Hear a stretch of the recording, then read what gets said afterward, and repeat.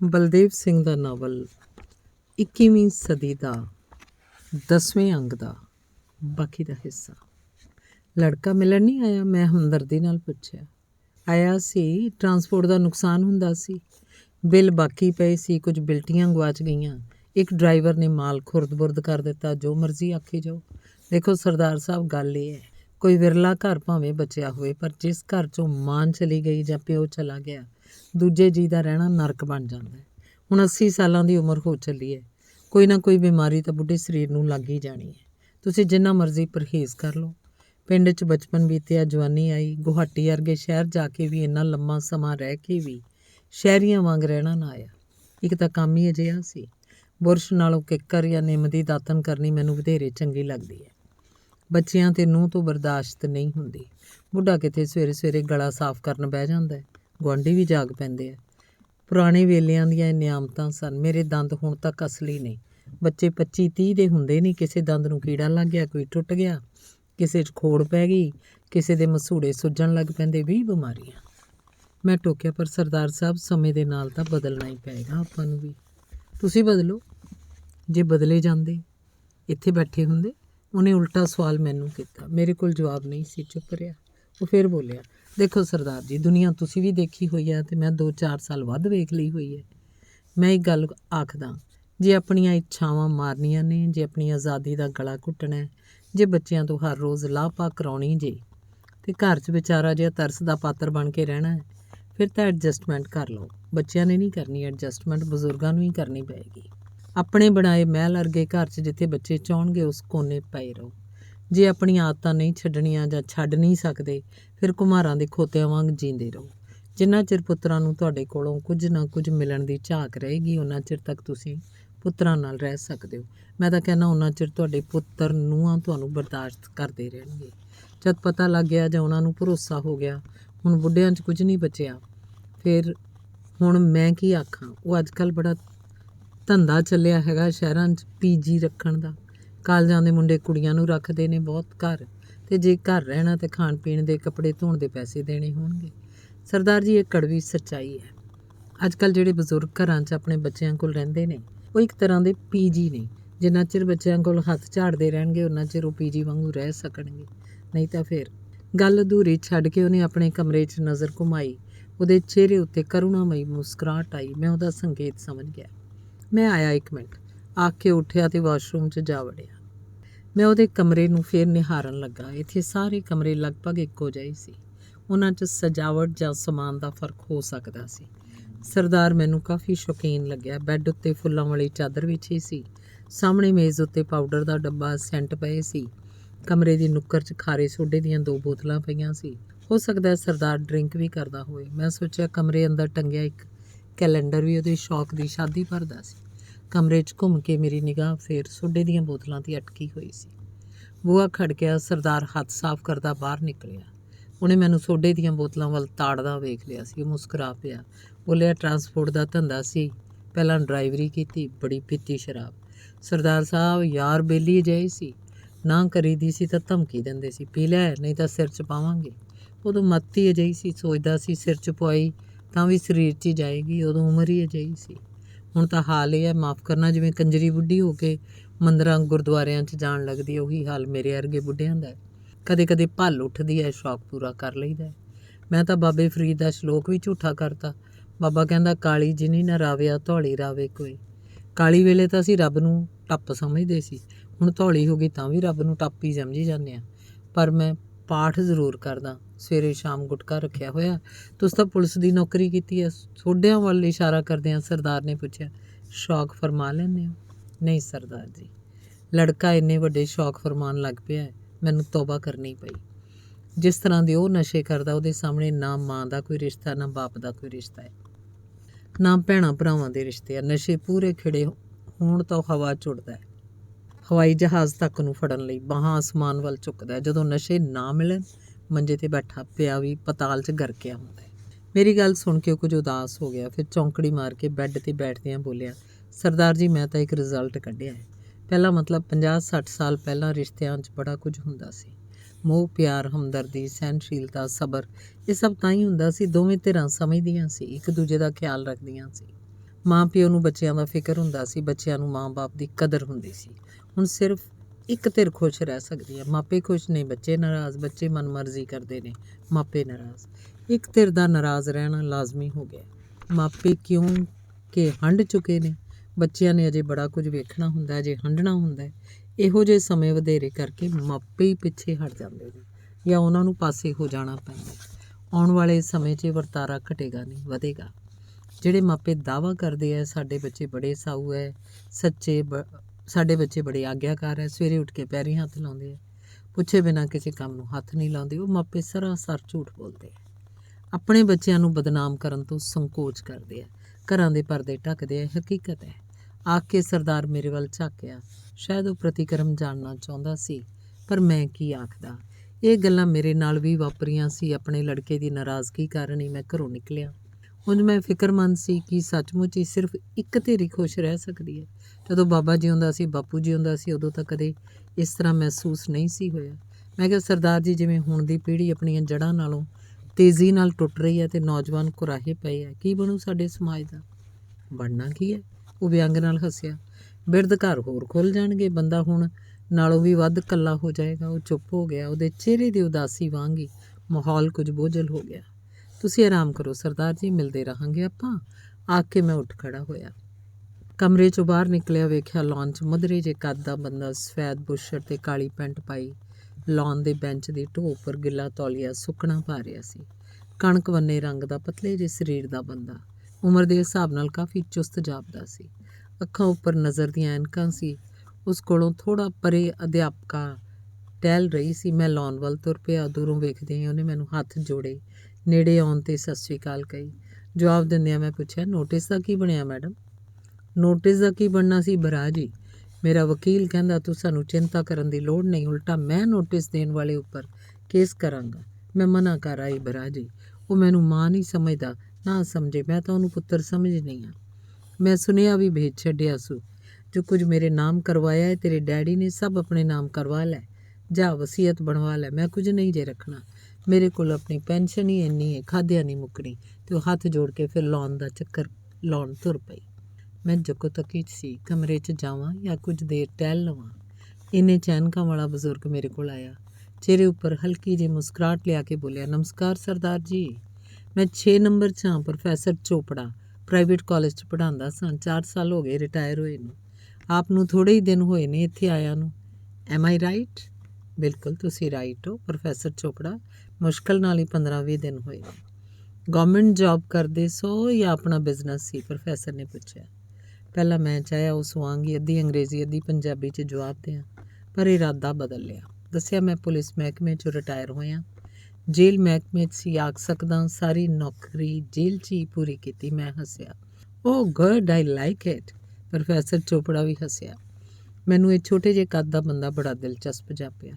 ਪਤਲਾ ਸਰੀਰ ਹੋਣ ਦੇ ਬਾਵਜੂਦ ਉਹਦੇ ਚਿਹਰੇ 'ਤੇ ਖੇੜਾ ਸੀ ਤੇ ਐਨਕਾਂ ਦੇ ਪਿੱਛੇ ਅੱਖਾਂ 'ਚ ਲਿਸ਼ਕ ਸੀ। ਆਓ ਬੈਠਨੇ ਆ। ਉਹਨੇ ਬੈਂਚ ਵੱਲ ਇਸ਼ਾਰਾ ਕੀਤਾ। ਬੈਂਚ ਇੱਕ ਭਾਰੀ ਡੇਕ ਦੀ ਸੰਘਣੀ ਛਾਂ ਹੇਠ ਸੀ। ਲਾਨ 'ਚ ਚੱਕਰ ਲਾਉਂਦੀ ਹੋਈ ਅਧਿਆਪਕਾ ਕੋਲੋਂ ਦੀ ਕੂਲਾ ਜਿਹਾ ਮੁਸਕਰਾ ਕੇ ਲੰਘ ਗਈ। ਉਹਦੇ ਕੱਪੜੇ, ਚਾਲ, ਚਿਹਰਾ, ਸਲੀਕਾ ਸਭ ਕੁਝ ਖੂਬਸੂਰਤ ਸੀ। ਮੈਂ ਦੇਖਿਆ ਪ੍ਰੋਫੈਸਰ ਚੋਪੜਾ ਵੀ ਉਹਨੂੰ ਤਾੜ ਰਿਹਾ ਸੀ। ਉਹ ਤਾੜਨ ਵਾਲੀ ਹੀ ਸ਼ਖਸੀਅਤ ਸੀ। ਅਸੀਂ ਬੈਂਚ 'ਤੇ ਆ ਬੈਠੇ। ਪ੍ਰੋਫੈਸਰ ਸਾਹਿਬ, ਤੁਸੀਂ ਇੱਥੇ ਕਦ ਆਏ? ਮੈਂ ਪੁੱਛਿਆ। ਅਜੇ ਸਾਲ ਨਹੀਂ ਹੋਇਆ। ਪਿਛਲੇ ਸਾਲ 15 ਅਗਸਤ ਨੂੰ ਆਇਆ ਸੀ। ਇੱਕ ਪਾਸੇ ਸਾਰਾ ਇੰਡੀਆ ਆਜ਼ਾਦੀ ਦੇ ਜਸ਼ਨ ਮਨਾ ਰਿਹਾ ਸੀ, ਉੱਧਰ ਮੈਂ ਆਪਣੇ ਤਮਾਮ ਰਿਲੇਸ਼ਨਸ ਦੀਆਂ ਜੰਜੀਰਾਂ ਤੋੜ ਕੇ ਇੱਥੇ ਆ ਗਿਆ। ਹੁਣ ਆਉਣ ਵਾਲੇ 15 ਅਗਸਤ ਨੂੰ ਮੈਂ ਆਪਣੀ ਆਜ਼ਾਦੀ ਦੀ ਪਹਿਲੀ ਵਰ੍ਹੇਗੰਢ ਸੈਲੀਬ੍ਰੇਟ ਕਰਾਂਗਾ। ਆਖ ਕੇ ਉਹ ਫੇਰ ਹੱਸਿਆ। ਉਹਦੀਆਂ ਅੱਖਾਂ ਦੀ ਲਿਸ਼ਕ ਐਨਕਾਂ 'ਚੋਂ ਬਾਹਰ ਨਿਕਲ ਆਈ। ਜਿਵੇਂ ਮੈਂ ਦੇਖਿਆ ਅਧਿਆਪਕਾ ਇੱਕ ਹੱਥ ਨਾਲ ਬਾਏ ਕਰਕੇ ਆਪਣੇ ਕਮਰੇ ਵੱਲ ਚਲੀ ਗਈ ਤੇ ਜਿਵੇਂ ਲਾਉਣ ਦੀ ਖੂਬਸੂਰਤੀ ਵੀ ਨਾਲ ਹੀ ਲੈ ਗਈ। ਕਿਵੇਂ ਰਿਹਾ ਆਜ਼ਾਦੀ ਦਾ ਵਰ੍ਹਾ ਚੋਪੜਾ ਸਾਹਿਬ? ਮੈਂ ਵੀ ਥੋੜ੍ਹਾ ਹੱਸਦਿਆਂ ਪੁੱਛਿਆ। ਕੋਈ ਪੂਜਾ ਜਾਂ ਪਰਬ ਦਾ ਦਿਨ ਸੀ ਸ਼ਾਇਦ। ਬਾਹਰ ਢੋਲ ਵੱਜ ਰਿਹਾ ਸੀ। ਸਪੀਕਰ ਦੀ ਉੱਚੀ ਆਵਾਜ਼ 'ਚ ਭਗਵਾਨ ਦੀ ਸਤੁਤੀ ਹੋ ਰਹੀ ਸੀ। ਪ੍ਰੋਫੈਸਰ ਚੋਪੜਾ ਨੇ ਖਿੱਚ ਕੇ ਕਿਹਾ, ਬੇੜਾ ਗਰਕ ਕਰਤਾ ਇੰਡੀਆ ਦਾ ਇਹਨਾਂ ਲੋਕਾਂ ਨੇ। ਵਪਾਰ ਬਣ ਗਿਆ ਸਭ ਕੁਝ, ਨਿਰਾ ਦਿਖਾਵਾ। ਸੁਬਹ ਸੁਣਦੇ ਹੋ ਸਰਦਾਰ ਜੀ? ਆਸੇ-ਪਾਸੇ 4 ਗੁਰਦੁਆਰੇ ਨੇ, 2 ਮੰਦਰ ਨੇ, 4 ਵਜੇ ਸ਼ੁਰੂ ਹੋ ਜਾਂਦੇ ਨੇ। ਜਾਗੋ ਉੱਠੋ। ਅਸੀਂ ਜਾਗੀਏ ਤਾਂ ਜੇ ਸੁੱਤੇ ਹੋਈਏ। ਮਸਜਿਦ ਦਾ ਸਪੀਕਰ ਹੋਰ ਉੱਚੀ ਹੋ ਜਾਂਦਾ। ਭਲਾ ਕਿਹਨਾਂ ਨੂੰ ਸੁਣਾਉਣ ਲੱਗੇ ਹੋ ਸਾਰੇ ਰਲ ਕੇ? ਭਗਵਾਨ ਅੱਲਾ ਵਾਹਿਗੁਰੂ ਤਾਂ ਤੁਹਾਡੀ ਚੁੱਪ ਨੂੰ ਵੀ ਸੁਣਦਾ। ਇਹਨਾਂ ਮੂਰਖਾਂ ਨੂੰ ਕੌਣ ਸਮਝਾਉਣ ਜਾਏ। ਅੱਲਾ ਵੈਗਰੂ ਤਾਂ ਇਹਨਾਂ ਦੇ ਸ਼ੋਰ ਤੋਂ ਡਰਦਾ, ਇਹਨਾਂ ਦੇ ਲਾਗੇ ਨਹੀਂ ਖੜਦਾ। ਢੋਲਕੀਆਂ, ਛੈਣੇ, ਨਗਾਰੇ, ਜੈਕਾਰੇ, ਬਾਂਗਾਂ, ਕੀ ਕੁਝ ਗੂੰਜਦਾ ਹੈ। ਪੂਜਾ ਪਾਠ ਦਾ ਮਹਾਂਭਾਰਤ ਸ਼ੁਰੂ ਹੋ ਜਾਂਦਾ ਹੈ। ਸਰਦਾਰ ਜੀ ਮੇਰੀ ਗੱਲ ਦਾ ਗੁੱਸਾ ਤਾਂ ਨਹੀਂ ਕਰ ਰਹੇ? ਪ੍ਰੋਫੈਸਰ ਚੋਪੜਾ ਨੂੰ ਜਿਵੇਂ ਅਚਾਨਕ ਹੀ ਯਾਦ ਆਇਆ। ਨਹੀਂ ਪ੍ਰੋਫੈਸਰ ਸਾਹਿਬ, ਤੁਹਾਡੀਆਂ ਗੱਲਾਂ ਤਾਂ ਖਰੀਆਂ ਨੇ। ਪਿੰਡਾਂ 'ਚ ਗੁਰਦੁਆਰੇ ਭਾਵੇਂ ਕਿੰਨੇ ਹੋਣ, ਵੱਖ-ਵੱਖ ਭਾਈਚਾਰਿਆਂ ਦੇ, ਪਰ ਪਿੰਡ 'ਚ ਠੇਕਾ ਇੱਕ ਹੁੰਦਾ ਹੈ। ਉੱਥੇ ਏਕਤਾ ਹੁੰਦੀ ਹੈ। ਜਿੰਨਾ ਸ਼ੋਰ ਸ਼ਰਾਬਾ ਆਥਣ ਵੇਲੇ ਠੇਕੇ ਮੂਹਰੇ ਹੁੰਦਾ ਹੈ, ਉਨਾ ਹੀ ਜ਼ੋਰ ਸਵੇਰੇ ਸਵੇਰੇ ਇਹਨਾਂ ਧਾਰਮਿਕ ਸਥਾਨਾਂ ਦੇ ਲਾਊਡ ਸਪੀਕਰਾਂ ਦਾ ਲੱਗਿਆ ਹੁੰਦਾ ਹੈ। ਹਰ ਕੋਈ ਆਪਣੀ ਹੋਂਦ ਦਿਖਾਉਣ 'ਚ ਵੱਧ ਤੋਂ ਵੱਧ ਕੋਸ਼ਿਸ਼ ਕਰਦਾ ਹੈ। ਕੁਝ ਲੋਕਾਂ 'ਚ ਸ਼ਰਧਾ ਘੱਟ ਹੁੰਦੀ ਹੈ, ਦਿਖਾਵਾ ਬਹੁਤ ਹੁੰਦਾ ਹੈ। ਮੈਂ ਆਪਣੀ ਸਮਝ ਅਨੁਸਾਰ ਕਿਹਾ, ਸਰਦਾਰ ਜੀ ਸੋ ਪਿੱਟੀ ਤਰਸ ਆਉਂਦਾ ਹੈ ਇਹਨਾਂ ਲੋਕਾਂ 'ਤੇ। ਆ ਕੇ ਪ੍ਰੋਫੈਸਰ ਐਨਕਾਂ ਉਤਾਰ ਕੇ ਉਹਦੇ ਸ਼ੀਸ਼ੇ ਸਾਫ਼ ਕਰਨ ਲੱਗਾ। ਚੋਪੜਾ ਸਾਹਿਬ, ਪਰਿਵਾਰ, ਪਤਨੀ, ਬੱਚੇ? ਮੈਂ ਪੁੱਛਿਆ। ਅਸੀਂ ਕਲਾਸ 'ਚ ਪੜ੍ਹਾਉਂਦੇ ਹੁੰਦੇ ਹਾਂ, ਵਨਸ ਅਪੋਨ ਅ ਟਾਈਮ। ਮੈਂ ਵੀ ਆਖਦਾ, ਇੱਕ ਸਮਾਂ ਸੀ, ਸਭ ਕੁਝ ਹੈ ਸੀ, ਘਰ ਵੀ, ਪਰਿਵਾਰ ਵੀ, ਪਤਨੀ ਵੀ, ਬੱਚੇ ਵੀ। ਬਟ ਨਾਓ ਮੈਂ ਆਖ ਸਕਦਾ ਸ਼ਾਇਦ ਕੁਝ ਵੀ ਨਹੀਂ। ਸ਼ਾਇਦ ਸ਼ਬਦ ਇਸ ਲਈ ਵਰਤਿਆ ਕਿ ਬੱਚੇ ਹੈਗੇ ਨੇ, ਘਰ ਵੀ ਹੈਗਾ, ਪਰ ਉਹਨਾਂ ਨਾਲੋਂ ਮੁਕੰਮਲ ਤੌਰ 'ਤੇ ਨਾਤਾ ਤੋੜ ਲਿਆ ਹੋਇਆ। ਅੱਖਾਂ ਉੱਪਰ ਐਨਕਾਂ ਫੇਰ ਲਗਾਉਂਦਿਆਂ ਪ੍ਰੋਫੈਸਰ ਚੋਪੜੇ ਨੇ ਕਿਹਾ। ਪ੍ਰੋਫੈਸਰ ਚੋਪੜਾ ਬਹੁਤ ਪੜ੍ਹਿਆ ਹੋਇਆ ਸੀ। ਕਾਲਜ 'ਚ ਵਿਦਿਆਰਥੀਆਂ ਨੂੰ ਪੜ੍ਹਾਉਣ ਦਾ ਲੰਮਾ ਤਜਰਬਾ ਸੀ।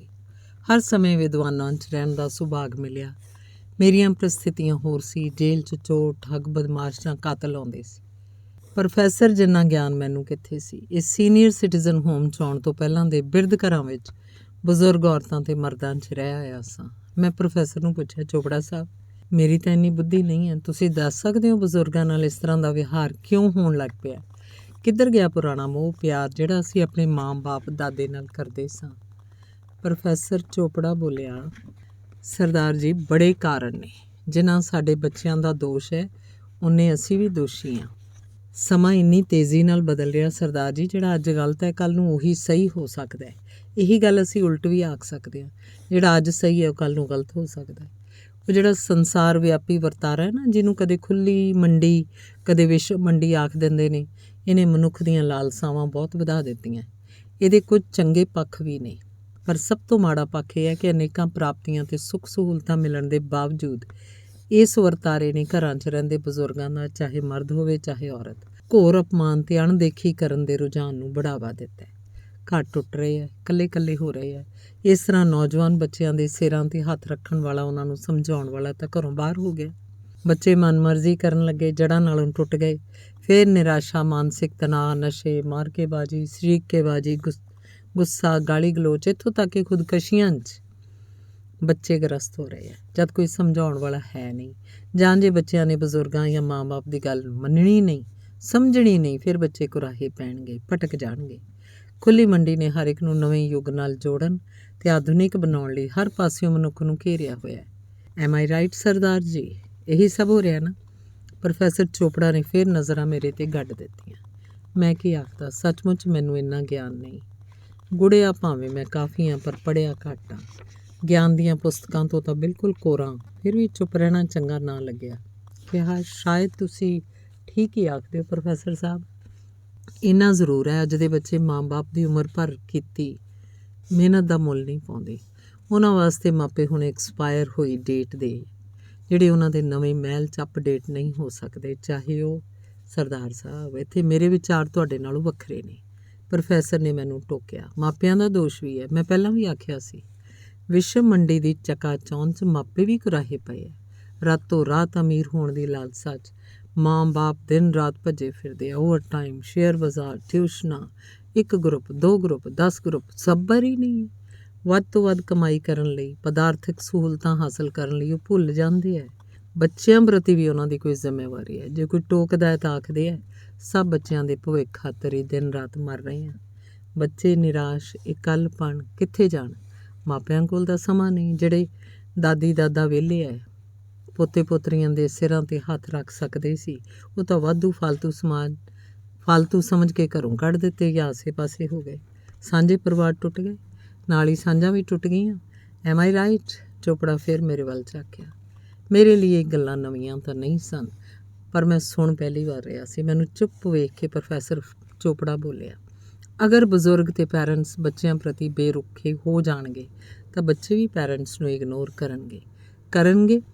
ਕੀ ਕਰ ਰਹੇ ਹੈ, ਤਾਂ ਹੀ ਤਾਂ ਇੱਥੇ ਬੈਠੇ ਹੋਏ ਆ। ਸਰਦਾਰ ਜੀ, ਇਸ ਰੁਝਾਨ ਨੂੰ ਠੱਲ ਪਾਉਣ ਦੀ ਲੋੜ ਹੈ। ਸਾਨੂੰ ਚੰਗੇ ਆਦਰਸ਼ਕ ਆਈਡੀਅਲ ਪੈਰੈਂਟਸ ਬਣਨਾ ਪਏਗਾ, ਫਿਰ ਬੱਚੇ ਵੀ ਸਾਨੂੰ ਫੋਲੋ ਕਰਨਗੇ। ਮਾਇਆ ਇਕੱਠੀ ਕਰਨ ਦੀ ਅੰਨੀ ਦੌੜ ਵਾਲੀ ਹਵਸ ਤੋਂ ਗੁਰੇਜ਼ ਕਰਨਾ ਪਏਗਾ। ਪਹਿਲ ਦੇ ਆਧਾਰ 'ਤੇ ਬੱਚਿਆਂ ਪ੍ਰਤੀ ਫਰਜ਼ਾਂ ਨੂੰ ਤਰਜੀਹ ਦੇਣੀ ਪਏਗੀ। ਸਰਦਾਰ ਸਾਹਿਬ, ਤੁਹਾਨੂੰ ਯਾਦ ਹੋਣਾ, ਬਹੁਤ ਪਹਿਲਾਂ ਟਿੱਡੀ ਦਲ ਫਸਲਾਂ 'ਤੇ ਹਮਲਾ ਕਰਦਾ ਸੀ, ਜਿਹਨੂੰ ਆਹਣ ਆਖਦੇ ਨੇ। ਖੇਤਾਂ ਦੀ ਫਸਲ, ਰੁੱਖ, ਝਾੜ ਬੂਟੇ ਸਭ ਰੁੰਨ ਮਰੁੰਨ ਕਰ ਦਿੰਦਾ ਸੀ। ਆਪਣੀ ਫਸਲ ਬਚਾਉਣ ਲਈ ਲੋਕ ਪੀਪੇ, ਥਾਲੀਆਂ, ਡੱਬੇ ਜੋ ਹੱਥ ਆਇਆ ਲੈ ਕੇ ਖੇਤਾਂ ਵੱਲ ਭੱਜਦੇ ਸੀ। ਲਗਾਤਾਰ ਖੜਾਕ ਕਰਕੇ ਫਸਲਾਂ ਨੂੰ ਟਿੱਡੀ ਦਲ ਤੋਂ ਬਚਾਉਂਦੇ ਸੀ। ਢੰਗ ਬਦਲ ਗਏ ਹੈ, ਹਾਲਾਤ ਉਸ ਸਮੇਂ ਨਾਲੋਂ ਵੀ ਖਤਰਨਾਕ ਹੈ। ਟਿੱਡੀ ਦਲ ਦੇ ਰੂਪ 'ਚ ਖੁੱਲ੍ਹੀ ਮੰਡੀ, ਵਿਸ਼ਵੀਕਰਨ, ਆਧੁਨਿਕਤਾ ਦੇ ਨਾਮ 'ਤੇ ਖਪਤਵਾਦ, ਪੂੰਜੀਵਾਦ, ਨਸ਼ੇ, ਸਿੰਥੈਟਿਕ ਨਸ਼ੇ, ਇੰਟਰਨੈੱਟ ਦੀ ਦੁਰਵਰਤੋਂ, ਕਾਮੁਕਤਾ ਨੇ ਸਾਡੇ ਨੌਜਵਾਨਾਂ ਉੱਪਰ ਜੋ ਘਾਤਕ ਹਮਲਾ ਕੀਤਾ, ਅਸੀਂ ਚੁੱਪ ਬੈਠੇ ਹਾਂ। ਜੇ ਇਹਨਾਂ ਅਲਾਮਤਾਂ ਤੋਂ ਆਪਣੇ ਬੱਚਿਆਂ ਨੂੰ ਬਚਾ ਨਾ ਸਕੇ, ਕੁਝ ਵੀ ਸਾਡੇ ਪੱਲੇ ਨਹੀਂ ਰਹੇਗਾ। ਸਭ ਕੁਝ, ਪਰਿਵਾਰ, ਸਮਾਜ, ਦੇਸ਼ ਤਹਿਸ ਨਹਿਸ ਹੋ ਜਾਏਗਾ। ਇਹੀ ਆਉਣ ਵਾਲੇ ਹਨੇਰੇ ਭਵਿੱਖ ਬਾਰੇ ਸੋਚ ਕੇ ਮੈਂ ਬਹੁਤ ਬੇਚੈਨ ਹੋ ਜਾਂਦਾ। ਪ੍ਰੋਫੈਸਰ ਚੋਪੜਾ ਨੇ ਲੰਮਾ ਸਾਹ ਲਿਆ, ਐਨਕਾਂ ਉਤਾਰ ਕੇ ਸਾਫ਼ ਕਰਦਾ ਬੋਲਿਆ, ਹੁਣ ਵੇਖੋ ਨਾ ਸਰਦਾਰ ਸਾਹਿਬ, ਬੱਚੇ ਕਦੇ ਤੀਰਥਾਂ 'ਤੇ ਜਾਂਦੇ ਨੇ, ਕਦੇ ਮੰਦਰਾਂ 'ਚ ਜਾ ਕੇ ਮੱਥੇ ਰਗੜਦੇ ਨੇ। ਕੀ ਮਿਲੇਗਾ ਉੱਥੋਂ? ਆਪਣੇ ਮਾਂ ਪਿਓ ਨੂੰ ਨਜ਼ਰ ਅੰਦਾਜ਼ ਕਰਕੇ ਕੀ ਭਾਲਣ ਜਾਂਦੇ ਨੇ ਉੱਥੇ? ਫਿਰ ਇੰਨਾ ਵੀ ਨਹੀਂ ਪੁੱਛਦੇ ਅਸੀਂ ਤੀਰਥਾਂ 'ਤੇ ਜਾ ਆਈਏ, ਸਿਰਫ ਫੈਸਲਾ ਸੁਣਾਉਂਦੇ ਨੇ ਅਸੀਂ ਫਲਾਣੇ ਦਿਨ ਚੱਲੇ ਹਾਂ। ਆਪਣੇ ਮਾਤਾ ਪਿਤਾ ਨੂੰ ਖੁਸ਼ ਨਾ ਰੱਖ ਕੇ ਉਹ ਦੇਵੀ ਦੇਵਤਿਆਂ ਤੋਂ, ਵਾਹਿਗੁਰੂ ਤੋਂ ਕੀ ਪ੍ਰਾਪਤ ਕਰਕੇ ਆਉਣਗੇ? ਸਾਡੇ ਧਾਰਮਿਕ ਗ੍ਰੰਥ ਸਿੱਖਿਆ ਦਿੰਦੇ ਨੇ, ਆਪਣੇ ਮਾਤਾ ਪਿਤਾ ਦੀ ਸੇਵਾ ਤੋਂ ਵਡੇਰਾ ਹੋਰ ਕੋਈ ਧਰਮ ਨਹੀਂ। ਅੱਜ ਕੱਲ੍ਹ ਤਾਂ ਬੱਚੇ ਆਪਣੇ ਤੋਂ ਗਾਂਹ ਕੁਝ ਸੋਚਦੇ ਹੀ ਨਹੀਂ। ਪ੍ਰੋਫੈਸਰ ਨੇ ਅੱਖਾਂ ਉੱਪਰ ਫਿਰ ਐਨਕਾਂ ਲਗਾ ਲਈਆਂ, ਘਾਹ ਦੇ ਮੈਦਾਨ ਨੂੰ ਵੇਖਣ ਲੱਗਾ। Very cruel time coming ahead. ਘਰੋਂ ਫੋਨ ਆਉਣ ਤੋਂ ਬਾਅਦ ਮੈਂ ਦੁਖੀ ਅਤੇ ਪਰੇਸ਼ਾਨ ਸਾਂ।